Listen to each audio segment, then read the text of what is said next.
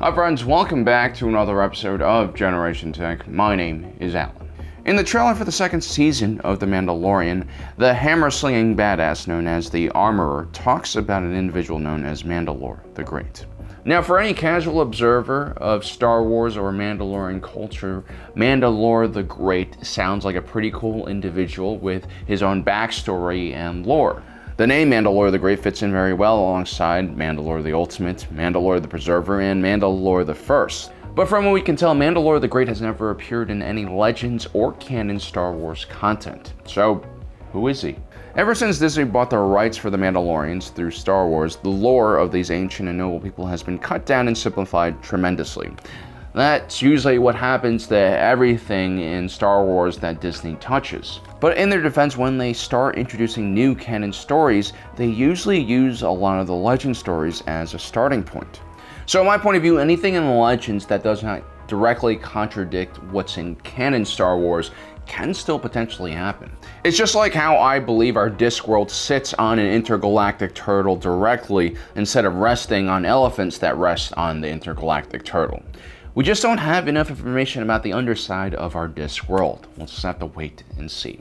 Now, when it comes to Mandalorian canon versus Mandalorian Legends, I'd like to think that the canon Mandalorians post-Endor, aka what we see in the Mandalorian TV show, are basically a shadow of their people's former glory. Non-stop war and chaos and displacement has shattered the survivors of this once proud race, and they no longer even have an accurate account for their own history. Which is why I still believe that there is some room for Mandalorian Legends to be readapted into the canon. And so today I want to take a look at what the Armorer says about Mandalore the Great and try to figure out which legendary figure he's actually based on. Now here's exactly what the Armorer says in the trailer.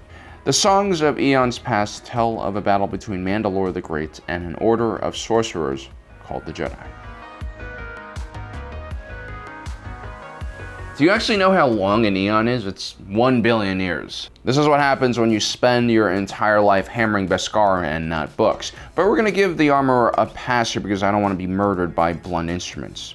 We'll assume that the Armorer is not talking about 1 billion years ago, but instead just a long time ago. Now, the first Mandalore that ran into the pesky Jedi would probably be Mandalore the Indomitable. He came to power at the end of 3,000 years of continuous expansion by the Mandalorian Crusaders. Somewhere around 4000 BBY, Mandalore the Ultimate ran into the fallen Jedi known as Queldroma. Queldroma challenged Mandalore the Indomitable to a duel. If the Jedi won, the Mandalore and his men would serve beneath him.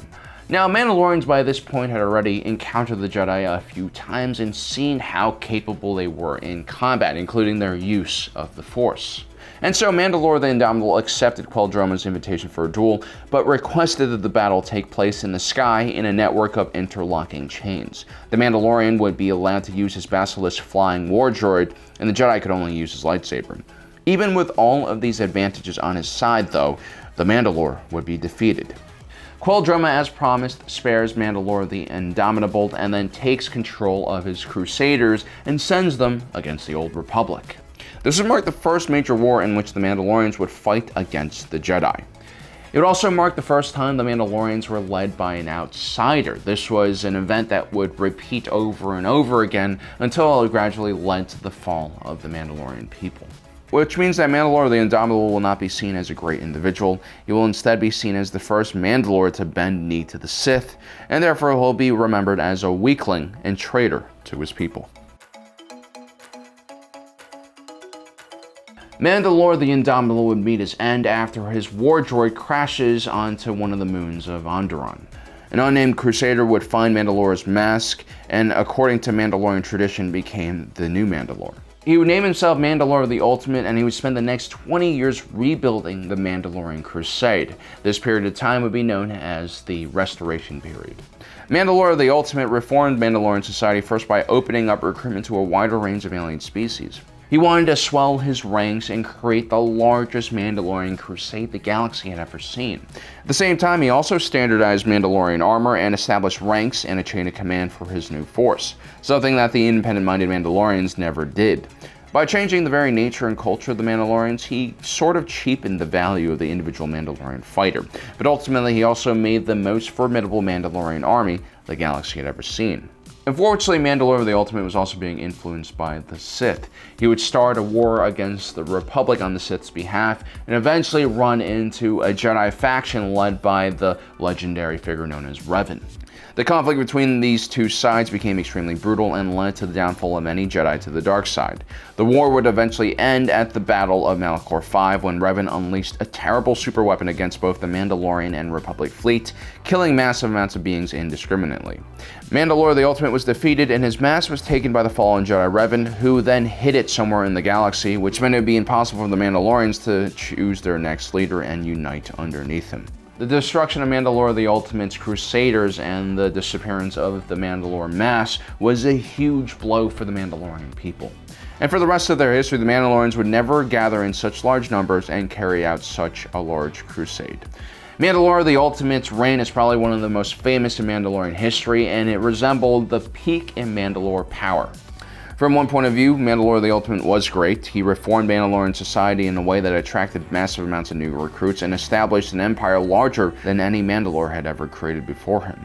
At the same time, he gave in to blood rage and became a tool of the Sith. He also cheapened the Mando Creed by allowing a lot of unworthy individuals to join the ranks. Mandalore the Ultimate's war against the Jedi represented probably the most brutal, intense moment in Jedi-Mandalorian relations in Star Wars history. So there is a good chance that Mandalore the Ultimate might be this Mandalore the Great we've all been looking for. Now, the canon version of Mandalorian history sort of follows the legendary version of Mandalorian history, but it's a lot more simplified and sparse in detail. We know that the Mandalorians originate in the Outer Rim on the planet the Mandalore. They were a warrior-like species who first began to crusade in their own local system and then started expanding outwards towards the Inner Rim. It was around this time the Mandalorians would run into the Jedi Order. Now, prior to running into the Jedi, the Mandalorians had no difficulty in defeating any foe they encountered, which is why the Jedi with their magical abilities completely stunned them when they drove the Mandalorians back. This resulted in major advancement in Mandalorian technology, including the development of new armor, jetpacks, and weapons. Slowly, the Mandalorians adapted their fighting style to defeat what they saw as the apex warrior in the galaxy, the Jedi. It's very likely that it was during this time period of rapid change and innovation that Mandalore the Great appeared. He might even be this guy in this very cubist painting of this first encounter between Jedi and Mandalorians we see in Satine Kryze's throne room. As far as ancient Mandalores go in canon, the only named one we know of is Tar Vizsla, the first Mandalorian Jedi who would later become the leader of his people. His weapon of choice was his unique black lightsaber known as the Darksaber. Other than him, we don't really know the names of any of the Mandalores in canon.